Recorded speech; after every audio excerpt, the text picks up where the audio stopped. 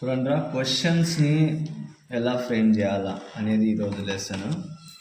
క్వశ్చన్స్ని ఫ్రేమ్ చేయాలంటే first questioning words మనకు రావాలి. ఓకేనా? క్వశ్చనింగ్ వర్డ్స్ మనకు రావాలి. ఓకేనా? క్వశ్చనింగ్ వర్డ్స్ ఏమేమి ఉంటాయంటే చూడండి, క్వశ్చన్ చేయాలి, ఒక క్వశ్చన్ చేయాలి మనం. అవి ఎలా ఉంటాయంటే వాట్ అంటే ఏమిటి, ఓకేనా? వాట్ అంటే ఏమిటి, వెన్ అంటే ఎప్పుడు, వెన్ అంటే ఎప్పుడు, వేర్ ఎక్కడ, విచ్ ఏది, ఓకేనా? విచ్ ఈజ్ యువర్ బుక్, ఏది నీ బుక్ అని అడగాలంటే విచ్ అంటాం. హౌ మచ్ అంటే ఎంత, హౌ మచ్, ఈజ్ ఇట్ ఇది ఎంత, హౌ అంటే ఎలా,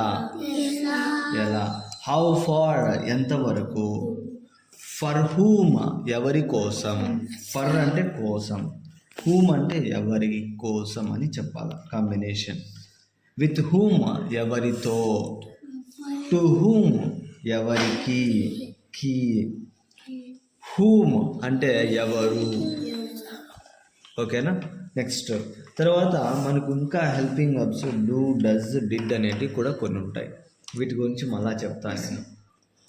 అయితే ఒక సెంటెన్స్ని క్వశ్చనింగ్ సెంటెన్స్లోకి మార్చాలి అంటే, suppose he is your friend అనుకో, ఇది ఒక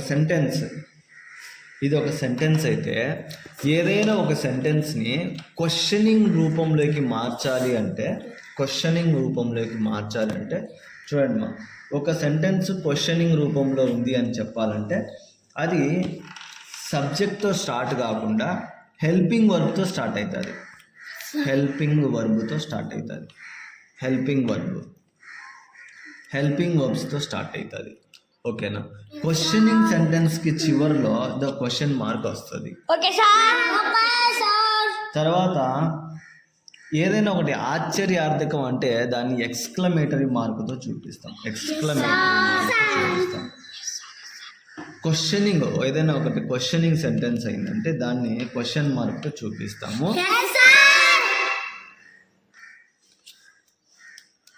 లేదు అంటే ఆశ్చర్యార్థకం అయితే ఇలా ఒక ఎక్స్క్లమేటరీ మార్క్తో చూపిస్తాం. తర్వాత మనకు helping verbs do, does, did ఉంటాయి. అవి కూడా మీకు చెప్తా ఎలానో యూజ్ చేయాల్సింది. ఇప్పుడు హీ ఈజ్ యువర్ ఫ్రెండ్ అనేది ఒక సెంటెన్స్. ఇది ఒక ప్రజెంట్లో ఉన్న సెంటెన్స్ దేంట్లో ఉన్నా సరే, ప్రజెంట్లో ఉన్నా, పాస్ట్లో ఉన్నా, ఫ్యూచర్లో ఉన్నా, ఏదైనా సరే చూడండి, స్టార్టింగ్లో ఉండే వాటిని సబ్జెక్ట్లు అంటాం, సబ్జెక్ట్స్ అంటాం. ఓకేనా? సబ్జెక్ట్స్ తర్వాత ఉండే హెల్పింగ్ వర్బ్ అంటాం. సబ్జెక్ట్ తర్వాత వచ్చేదాన్ని ఏమంటాం అంటే హెల్పింగ్ వర్బ్ అంటాం. హెల్పింగ్ వర్బ్ అంటాం. సబ్జెక్ట్ తర్వాత వచ్చేదాన్ని హెల్పింగ్ వర్బ్ అంటాం. వినాలా? సబ్జెక్ట్ తర్వాత వచ్చేదాన్ని హెల్పింగ్ వర్బ్ అంటాం. స్టార్టింగ్లో ఏది ఉన్నా సరే దాన్ని ఏమంటామంటే సబ్జెక్ట్ అంటాం. సబ్జెక్ట్ తర్వాత వచ్చేదాన్ని హెల్పింగ్ వర్బ్ లేకపోతే మెయిన్ వర్బ్ అంటాము. ఇంపార్టెంట్.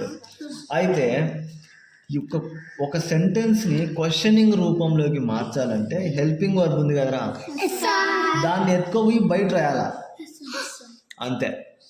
సెంటెన్స్ బయట రాస్తే అదే క్వశ్చన్ అయిపోతుంది. ఇప్పుడు suppose he is your friend అనేది ఒక సెంటెన్స్.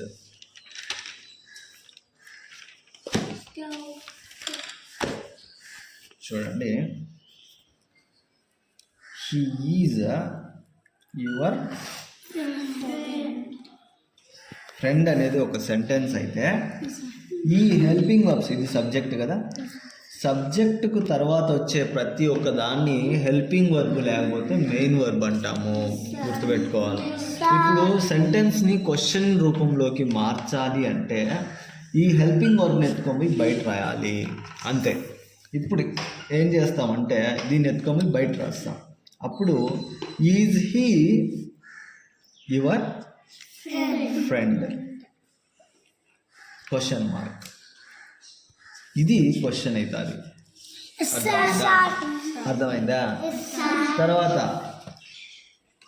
తర్వాత నెక్స్ట్ ఇంకో సెంటెన్స్ ఇక్కడ రాశాను. There are books. ఇది ఒక సెంటెన్స్. దేర్ ఆర్ బుక్స్ అనేది ఒక సెంటెన్స్. దీన్ని క్వశ్చన్ రూపంలోకి మార్చాలంటే ఈ హెల్పింగ్ వర్బ్ని ఎత్తుకొని బయట రాయాలి. అప్పుడు are there books question mark. అర్థమైందా? అంటే హెల్పింగ్ వర్బ్ని ఎత్తుకెళ్ళి బయట రాసినామంటే, స్టార్టింగ్లో రాసినామంటే అదేమవుతుంది అంటే క్వశ్చనింగ్ వర్డ్ అవుతుంది, క్వశ్చనింగ్ సెంటెన్స్ అవుతుంది. తర్వాత మనకు ఏ టెన్స్లో అయినా సరే, ప్రజెంట్లో ఉన్న, పాస్ట్లో ఉన్న, ఫ్యూచర్లో ఉన్న ఏ టెన్స్లో ఉన్నా సరే హెల్పింగ్ వర్బ్ని ఎత్తుకొని స్టార్టింగ్లో రాస్తే అది క్వశ్చనింగ్ రూపంలోకి మారుతుంది. గుర్తుపెట్టుకోవాలి. సపోజ్ ఫ్యూచర్ టెన్స్ రాస్తాం. I will go to movie. I will go to movie. ఓకేనా? నేను సినిమాకు పోతాను. ఇక్కడ చూడండి మా సబ్జెక్ట్, ఇది స్టార్టింగ్లోనే సబ్జెక్ట్ అని చెప్పిన, దాని పక్కనే ఉండేదాన్ని హెల్పింగ్ వర్బ్ అని చెప్పిన, దాని పక్కనే ఉన్నదాన్ని హెల్పింగ్ వర్బ్ లేక మెయిన్ వర్బ్ అని చెప్పిన. ఇప్పుడు ఏం చేయాలంటే దీన్ని ఎత్తుకొని స్టార్టింగ్లో రాస్తే క్వశ్చన్ అయిపోతుంది. విల్ ఐ గో టు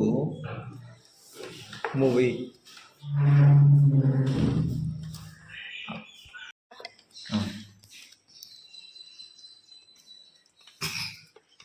తర్వాత ఇంకా మనకు కొన్ని వర్డ్స్ చెప్పినాం. అంటే వాట్ అని,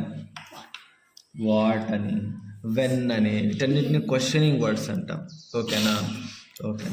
తర్వాత వాట్ ఈజ్ ఇట్ అంటే ఏమిటది. వాట్ అంటే ఏమని అర్థము? ఏమిటి. కాబట్టి వాట్ ఈజ్ ఇట్, ఏమిటది అని చెప్తాం. సపోజ్ ఒక సెంటెన్స్ రాస్తాం.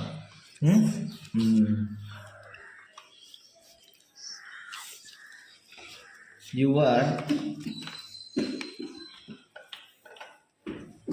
Friend name. ఓకేనా? దీన్ని క్వశ్చన్ లేక మార్చాలా. యువర్ ఫ్రెండ్ నేమ్ అనేది సెంటెన్స్.